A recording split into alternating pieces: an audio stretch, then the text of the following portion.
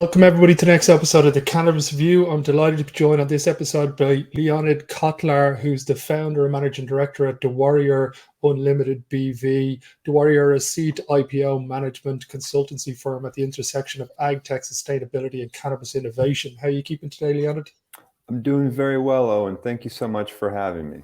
Delighted to have you on to cover this topic that I'm sure a lot of people want to know about but don't get too much information on. Can you maybe give everybody just a quick little brief overview of how you came to set up DéWarrior and the main objectives of the company?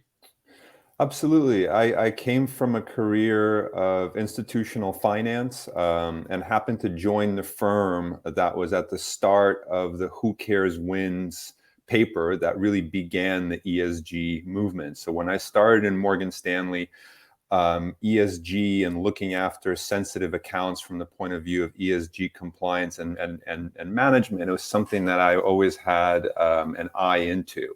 And in 2013, when Colorado and Washington State were legalizing in the US, and I saw a need for these sorts of skill sets and institutional know-how in the nascent cannabis industry, it was a bit of a no-brainer. So we really came into the cannabis industry aiming to create institutional benchmarks and standards, both from the point of view of professional services and execution, but also this ESG side and managing environmental, social governance variables throughout expanding this nascent industry.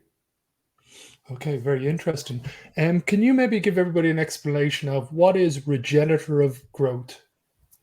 Absolutely. So when you think of regeneration, it's creating growth from the point of view of decay or waste.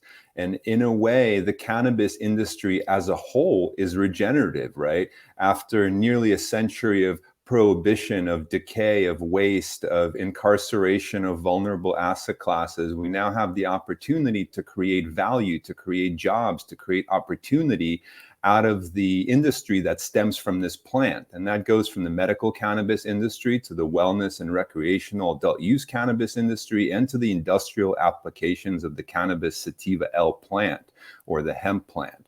So for us, we see it as a very holistic concept of regenerating communities, regenerating economic impact, regenerating agriculture and phytoremediation and carbon sequestration of ecosystems. So we believe there's an enormous potential of this plant as a whole to create new generative industries in a place where we've had either obsolescence, non-existent, or decay. Okay, very interesting. So the first topic I wanted to talk about was sustainability in cannabis. Can you maybe give everybody what are the top two, let's say the top two tier things that any cannabis company, let's say with indoor and outdoor, should be an automatic part of their business principles to be able to ensure that they're making a sustainable product? I think we have to actually take a step back prior to that. So when you're creating a plan for your cannabis value chain, whether you plan to be vertical or you plan to be integrated into one part of the supply chain, location is the primary variable. We believe that in the next decade, most of the world's cannabis will be cultivated in the Sun Belt or the global South, whatever name we want to ascribe to these regions. But cost-effective regions with abundant natural resources is where we believe cannabis should be cultivated. So from the point of view of even before we understand the impact of one particular style of cultivation versus another, we need to give a very strong weighting to putting your business in the right place to start. After that, I would say understanding the impact of energy on your cultivation practice and your overall sustainability profile is key. So as you put your cultivation assets in a place with abundant natural resources, utilizing them appropriately with climate-controlled advanced greenhouses that take into account as much sun spectrum as possible. Those sorts of variables are probably the top on everyone's list when setting up a business. Okay, and when it comes to the medical cannabis side of the industry, I'm correct in saying that all has to be grown indoor under strict conditions with HVAC systems and ECS systems. Is that correct? That is not entirely correct. No. So you are correct that medical cannabis has to be grown under GACP environment, so good agriculture and collection practices. However, there's no explicit note of what that means, and there are multiple medical herbs that are grown under GACP that are grown completely outside in the elements. The majority of medical cannabis is either grown indoors, as you mentioned, in greenhouses, either Dutch Venlo style, fully climate control advanced greenhouses, or hybrid greenhouses, which are more like hoop houses with ventilation and basic climate control, but without the advanced 24/7 monitoring that we have in Venlo style greenhouses. And if you look at the supply on the current market, let's say in Germany, the majority is indoors, but that's only a function of the market itself. So when 26% of the German market happens to come from the Netherlands, and the Netherlands has one company that has a monopoly on medical cannabis, and they grow it indoors, well, that's 26% of the market. Tilray and Canopy Growth take another big part of that, and it comes from Canada. Right, so we're naturally accustomed to thinking that cannabis can only be grown indoors, but in reality, GACP practices don't have that level of granularity and control. Okay, so you see a future basically where cultivation is going to be around the equator and that European countries will be able to ship this product in, repackage it in certain territories, and then transport it logistically to the dispensaries and pharmacies. I do believe that that sort of hub and spoke model is the future, but that's not to say that on continental Europe we don't have low cost, energy abundant cultivation centers ourselves. So the Balkan areas of northern Macedonia, northern Greece, Bulgaria when it comes online, Romania to some extent. So those areas around the Black Sea are very well conducive to producing high quality cannabis with minimal natural resources and a cost of labor that's significantly lower than the majority of Western or Northern Europe. And do you know of any facilities that are basically be able to have designed a facility that's completely off the grid, where the water irrigation's recycled, it's got solar panels for electricity, or are we still a couple of years away from that dream? You know, that's I love that question because that is DéWarrior's aim. That is the proof of concept to create that. I haven't visited a facility like that yet. We have a few clients that have the solar panels installed that do rainwater collection, but the rainwater collection is supplementing wells and things of that nature. So it's still on a supplementary basis versus completely off the grid. And I think even off the grid, it would be challenging to have the confluence of fully off the grid energy and water sufficient enough for cultivation at scale. So there's a couple of regions where I could see that happening, but it would be a challenge. Colombia is a place that I think could potentially be close to that. Yeah, we hear a lot of news out of Colombia with they're supposedly going to be the supply side of the European industry. Is that a realistic expectation, or are there new territories that we haven't basically isolated and highlighted yet that are going to be able to surpass? Or is the climate in Colombia, like we've been told, the perfect climate to be able to grow, dry, and do all the things with cannabis?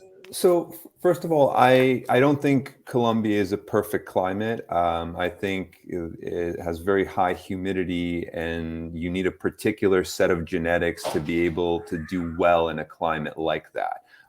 In terms of the pure kind of cannabis connoisseur, it takes a certain terroir, which is largely found similar to wine growing regions. So Catalonia and the Alpujar mountains in Spain have very good quality for growing cannabis. Obviously, Northern California, Southern Oregon as well. So Colombia may not be perfect from the point of view of purely cannabis, but the amount of sunlight they have, the amount of rain they have, that combination, that balance allows you to create the matrix of sustainability.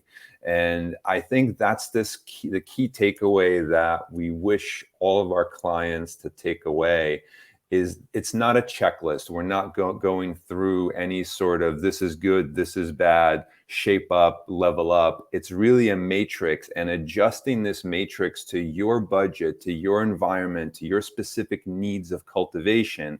That's what we're always after. So from that point of view, Colombia does have something special, but I don't think it's any more special than a place like Thailand, which is rapidly opening up and ramping up. I think more and more African countries, both Northern African and Sub-Saharan, are going online. So I don't think there will be a shortage of supply in the next decade. And I wouldn't point to any one country in particular to be the future of European supply. Okay, so last topic before I let you go is cannabis and energy. When it comes to energy use and consumption in cannabis, what is going to be the next big landmark in terms of being able to decrease that output? Is it ag tech inventions, or is it innovations with current methodologies that are already in use? I think in my opinion, it's the latter. We need to start treating cannabis as any other pharmaceutical or agricultural commodity and not as a stale worth of prohibition. And the reason we're so accustomed to growing cannabis indoors is because we had to. We had to grow it in basements and attics and abandoned buildings and national forests, right? Under the cover of darkness and tents and closed loop irrigation systems. But being here in the Netherlands, and that's the main reason why DéWarrior chose to be headquartered in the Netherlands, to be at the center of agricultural innovation, we understand that growing cannabis as an agricultural commodity in Dutch Venlo climate-controlled greenhouses significantly reduces the energy expenditure on cultivation. The main driver of energy expenditure is lighting. So when you shift away from fully indoor, or even worse, vertical, where you have 2 tiers or 3 tiers of lighting in the same space, you start to reduce that overall impact quite significantly. And even putting a cultivation center that's greenhouse based here in the Netherlands on the 52nd parallel would largely be equivalent on an apples to apples basis of using about 1/4 of the total energy to having the same size canopy, but fully indoors. Okay, incredible. Last question before I go. What is it you're looking forward to most over the next 12 to 24 months in, let's say, the European cannabis industry? Have we got to be optimistic, or are Germany going to fall at the hurdle? Or you see the Spanish medical market that comes online at the end of December being a success? What is it that you're most looking forward to? I think having been incorporated in Europe now and here in the Netherlands since 2018, we've done most of our work in the medical sector. And I think we're excited to see what the adult use tipping point is going to be. And you mentioned Germany, and we're certainly excited about that. But if we're looking at 12 to 18 month horizons, I have to be a little nationalistic here and mention the Geslottenketten, the Dutch closed loop experiment. And we have a good feeling that 2023 is going to be the year of opening up of production. And we may see the first full vertical integration, fully taxed, fully legal of recreational cannabis here in the Netherlands. And the licenses that are vying for this right have been in the running since 2020. There's been a lot of consolidation, a lot of changes and switches and pivots, but we feel really good about the cohort that's now settled in. And we think the first sale of a legal adult use product is going to be in the Netherlands. Well, that sounds very exciting to me. Hopefully, we can get to touch base in about 12 to 18 months and see how far things have gone. For everybody who wants to know Absolutely. more about regenerative growth and all things sustainability, highly recommend you check out the DéWarrior website. The link is below and will be all in all descriptions. Leonid, thank you very much for taking your time to do this. It's very much appreciated. Thank you, Owen. It was a pleasure to chat. Have a great rest of your day. Thank you. You too. Until next episode, everybody.